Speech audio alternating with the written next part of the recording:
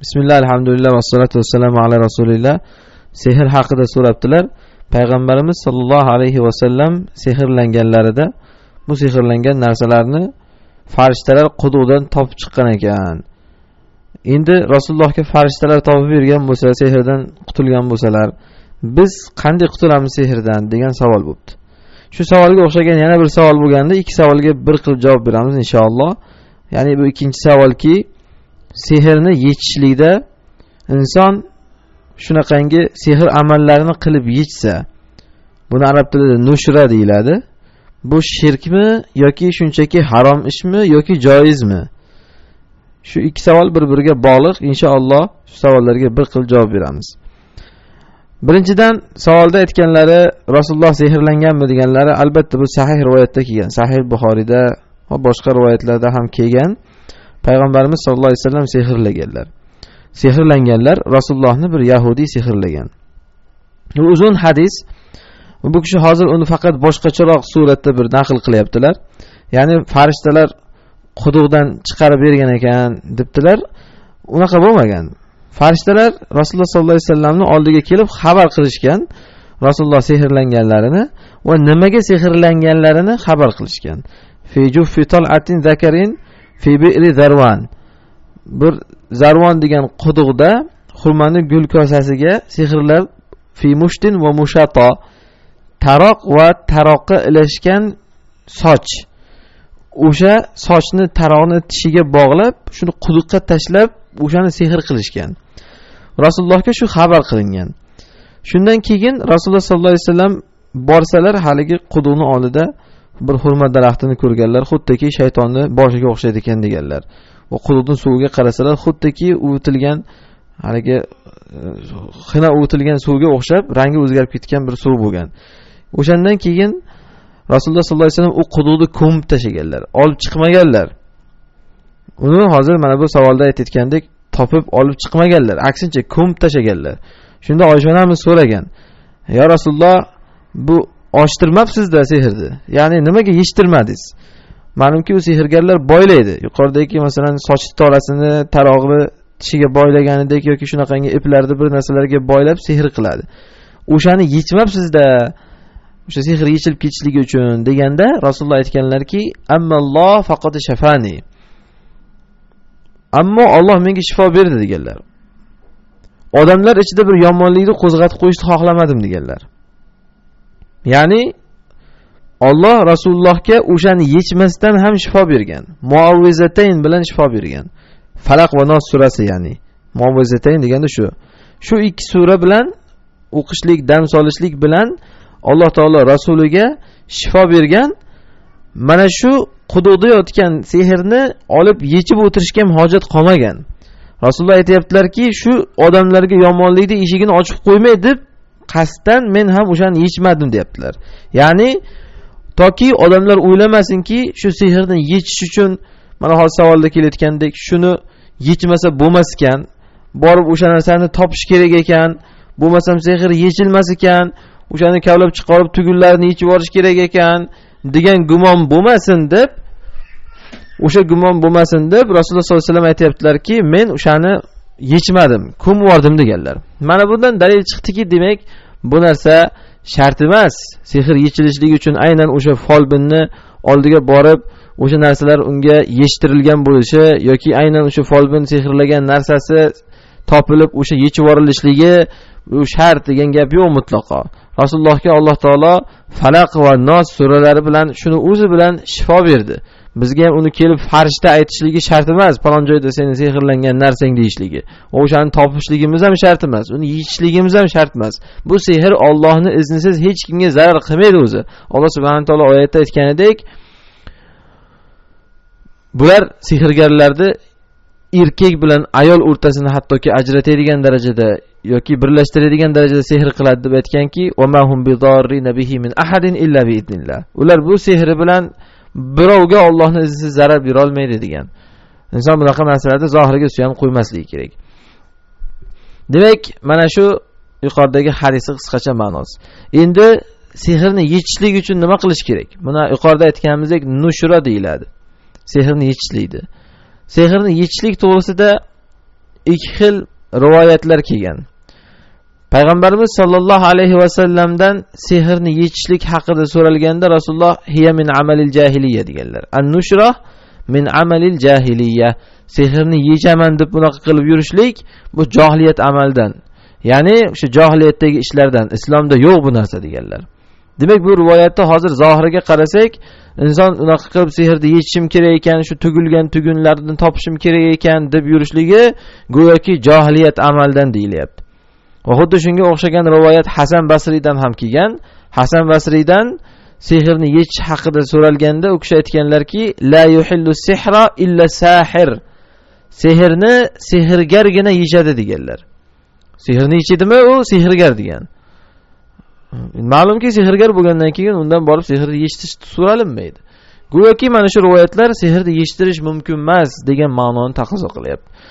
Endi bir rivoyatlar borki, sehrni yechishni go'yoki joiz degan ma'nodagi bir rivoyatlar ham kelgan salaf solihlardan. Masalan, Imom Buxoriy rivoyat qilganlar Qotadadan. Qotada aytgan: Sa'id ibn Musayyabdan sehrni yechish haqida so'radim degan.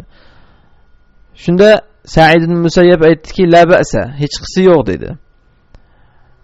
Innama yuriduna bihil khayr aw kama qol. Bunda insonlar yaxshilikni istaydi dedi. Ya'ni yaxshi niyatda qilishadi. Hech kim buni sehrni yechishdan maqsadi bu yerda birovga yomonlik qilish yoki birovni bir sehr bilan qiynashlik emas. Bular shunchaki yaxshilikni istashyapti degan. Bu yaxshilikni istadimi, bu hech qisi yo'q degandek qilib rivoyat kelgan. Endi islomda yaxshilik qaytarilmaydi degan. Bu ikki xil rivoyatlarni Ibn Qoyyim rahimahulloh jamlab berganlar.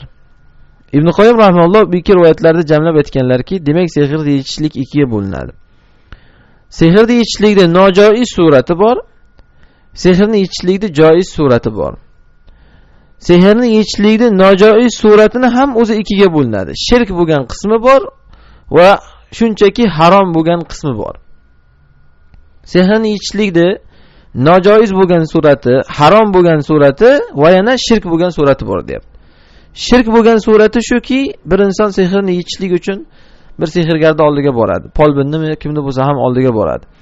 Haligini oldiga borgandan keyin u sehrgar unga bir shirkni buyuradi.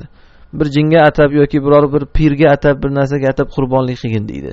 Agar inson mana shunaqangi qilib sehrni yechadigan bo'lsa, folbin nima desa aytganini qilib, shirkka buyursa, shirk qilib sehrni yechadigan bo'lsa, mana bu yechishlik Rasululloh aytgan ma'no bu johiliyat amalidan deganlar, mana bu shirk bo'ladi. Bu inson dindan chiqadi, kofir bo'ladi. Agar sehrni yechishga folbinning oldiga borib, shunchaki folbinga pul berib yoki boshqa qilib sehrlangan narsani qayerdaligini topish uchun borsa, mana bu harom ish qilgan bo'ladi. Agar folbin aytgan biror ishni qilmasa ham shunchaki folbinga pora berib yoki boshqa qilib sehrlangan narsa qayerdaligini topish maqsadida borsa, bu harom bo'ladi. Chunki Rasululloh sollallohu alayhi vasallam hadisda aytganlarki, man ata kahinan lam tuqbal lahu salatun 40 layla. Kim folbinnikiga borsa, shunchaki borsa, hech narsa qilgan yo'q, shunchaki bordi, unkiga borib shu sehr uchun, sehrni yechish uchunmi, nima uchun bo'lsa ham bordi, 40 kun namozi qabul bo'lmaydi deganlar. 40 kun namozi qabul bo'lmaydi. Mana bu harom ish qilganligi uchun. Ammo yuqorida aytganimizdek borib uni tasdiqlab aytganini qilsa, bu dindan chiqadi. Chunki boshqa bir rivoyatda kelgan, man atakahinan aw arrafan fasaddaqahu fima yaqul faqad kafarat bima unzila ala Muhammad. Kim agar polbinnikiga, sehrgarnikiga borib, u aytayotgan gaplarni tasdiqlasa, yuqorida aytganimizdek o'shani aytganini qilsa, mana bu odam Muhammad alayhisolamga nozil bo'lgan dinga kofir bo'libdi degan. Dindan chiqadi bu odam. Demak, yuqorida aytganimizdek Hasan Basriyni so'zi ham mana shunga tushadi. Sehrni sehrgargina yechadi degan. Inson sehrgarning oldiga bordimi, shu ikki holati birdan xoli emas. Yo kofir bo'lib chiqar sehrgarnikidan, agar o'sha aytayotgan gaplarini tasdiqlab amal qilib chiqsa, yoki shunchaki men uni borib topmoqchiman qayerdaligini desa, mana bu odam harom ish qilgan bo'ladi. Chunki bu odam insonlarga shunday bir tushuncha berib qo'yadiki, go'yoki sehrlangandan keyin inson shu sehrgar bilan aloqa qilmasdan turib yechib bo'lmas ekan degan bir fahm berib qo'yadi odamlarga. Aslida shu fahm bo'lmasin deb Rasululloh sollallohu alayhi vasallam sehrni olib yechmasdan ko'mib yuborgandilar. Mana Falaq va Nos suralarini o'zi bilan dam urib shifo topdim degandilar. Ammo joiz bo'lgan nushra shuki, ya'ni sehrni yechishlik, bu ham ikkiga bo'linadi, balki uchga bo'linadi desak ham bo'ladi. Birinchisi Qur'on oyatlarini dam urib inson sehrni yechishligi. Bu joiz. Balki bu sunnat. Rasululloh shunaqa qilib o'zlaridan sehrni yechdilar. Sehrlangan bo'lsin, kishi sehrlanmagan bo'lsin, doim bu ishlarni qilib o'ziga dam urib yurishlik kerak. Bu Qur'on oyatlari bilan, masalan, yuqoridagi Falaq, Nos suralari, Fotiha surasi yoki Qur'onda kelgan sehr oyatlari bor. Vattaba'u ma tatlu shayatinu ala mulki Sulaymon, Baqara surasidagi oyatlari yoki Musa alayhisalom bilan sehrgarlar o'rtasida bo'lgan voqealar haqidagi oyatlar. Ulqiya saharatu sajidin, sehrgarlar sajdaga yiqildi. Wala yuflihu sahiru haythu ata, sehrgar qayerda bo'lsa ham najotga erishmaydi degan oyatlar. Mana shunaqangi oyatlarni o'qib inson o'ziga o'zi yoki boshqa birov unga dam uradi. Mana bu joiz bo'lgan surat. Ikkinchisi duolar bilan sehrni yechishlik. Payg'ambarimiz sollallohu alayhi vasallamdan sahih duolar vorid bo'lgan. O'sha duolarni o'qib, ta'vizotlar deyiladi, panoh tilash haqidagi duolar, o'sha duolarni o'qib inson sehrni yechishligi. Uchinchisi joiz bo'lgan sehrni yechishlik suratlaridan biri tibbiyot bilan yechishlik. Ya'ni tibbiyotda ham har xil davolanish uslublari bor. Jismoniy davolanish orqali ham sehrni yechishlik mumkin. Haqiqiy moddiy dorilar bilan. Faqatgina ma'naviy narsa bilan emas, ya'ni moddiy dori-darmon bilan ham, hozirgi zamondagi masalan tabobat bilan ham, unaqa narsalar bilan ham inshaalloh sehrni yechsa bo'laveradi. U shifo topishligi mumkin. Masalan, Rasululloh sollallohu alayhi vasallam aytganlar, Sahih Buxoriyda hadis kelgan. Man tasabbaha fi kulli yawmin 7 tamarati ajwatin lam tusibhu summun wala sihrun. Lam yusibhu summun wala sihrun. Aw kama qol. Sahih Buxoriyda hadisda aytganlarki, kim har kuni ertalab 7 dona ajva xurmasidan yesa, unga sehr ham, zahar ham ta'sir qilmaydi deganlar. Bu ajva Madinadagi xurma. Faqat Madinada o'saydigan bir xurma bor, ajva deb nomlanadi. Kim har kun ertalab tongda och qoringa o'shandan 7 ta yeb yursa, unga sehr ham va unga yuqoridagi zahar ham ta'sir qilmaydi deganlar. Mana bu aslida moddiy narsa demak, bu xurma. Bu dalolat qilyaptiki, shunaqangi moddiy narsalar bilan ham inshaalloh sehrdan shifo topsa bo'ladi. Vallohu alam.